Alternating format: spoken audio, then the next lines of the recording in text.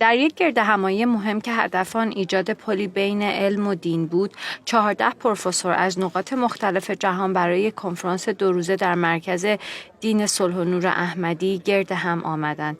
هدف درک دین و رسیدگی به ستمی که پیروان این دین با آن مواجه هستند بود. So when I first started my job with the religion, I started receiving pictures like this. So, as you see, pictures of extreme violence, police brutality, attacks on properties and cars, police violence at the borders, refugee crisis for members from really all around the world.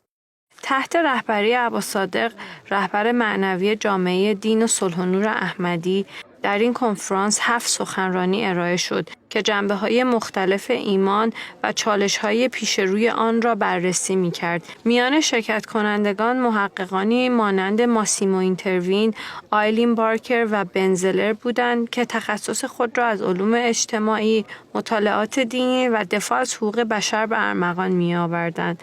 پس از سمینار اساتید فرصتی داشتند تا به صورت مستقیم با عباس‌صادق در باسیلیکای امام مهدی علیه السلام گفتگو کنند. Susan Palmer. Hello, Massimo Trubin. Nice to meet you, Massimo. Hello, Eileen. Hello. Nice to meet you. عباس‌صادق تبادل نظر را مفید توصیف کرد.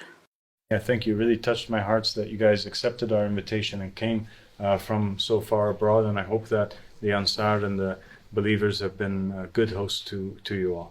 And God bless you, and thank you so much.